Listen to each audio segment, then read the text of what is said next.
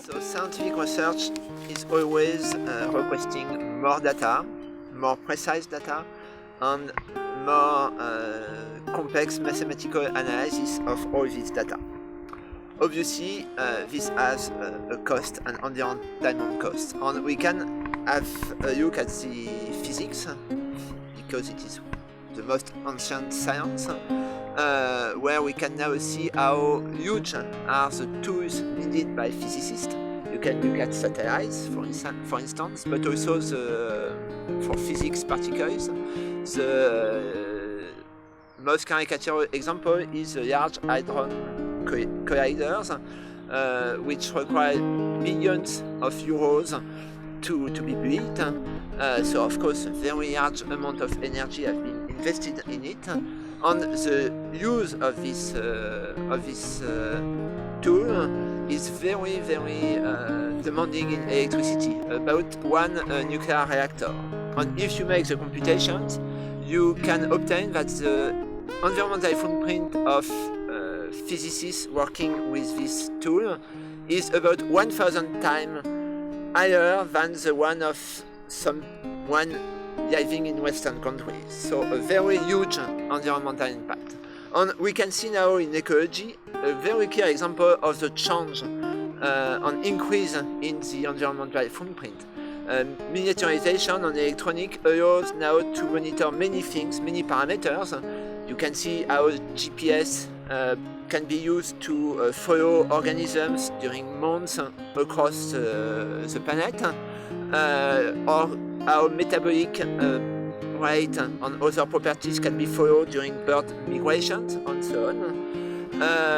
You can see also the impact of molecular biology in ecology, where we are now sequencing many organisms and many individuals, and of course analyzing all this data. So ecology, I think, is one of the domains of science for which the environmental footprint is increasing the fastest currently.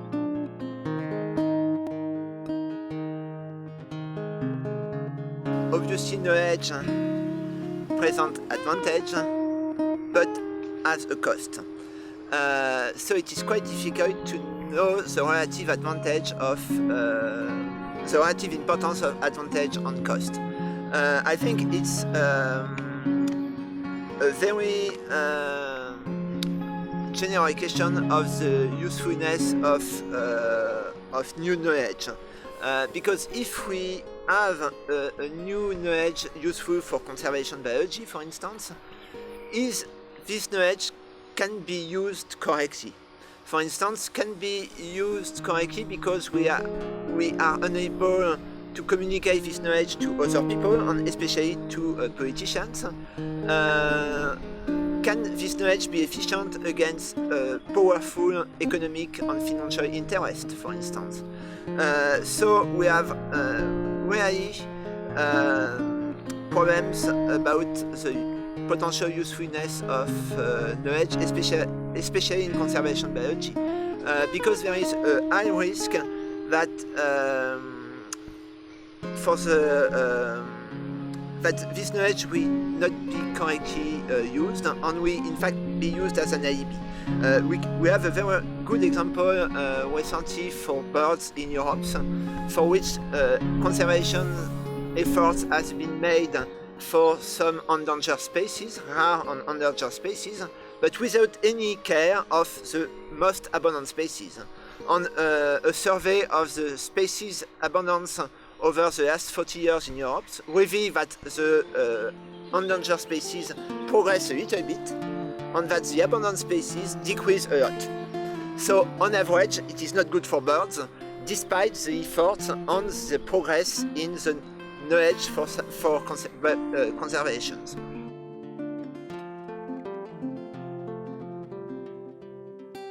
Studies show indeed a positive correlation between improvement of knowledge and degradation of the environment.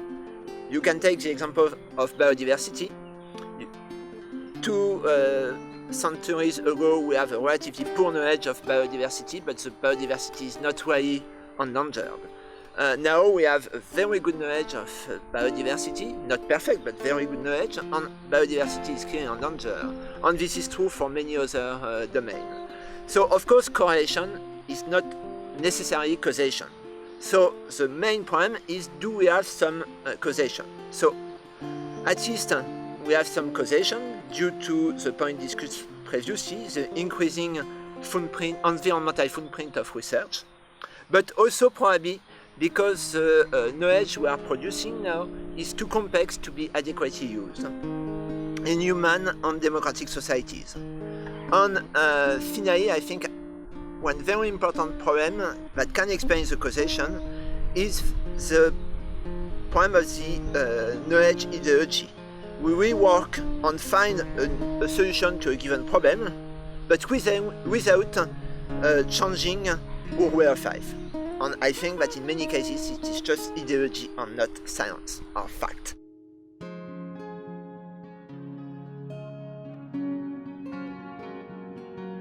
I think it is too early to answer this complex question. I think we need to have a long discussion about the previous question to find some answer to these previous questions before being able to know what change should be made.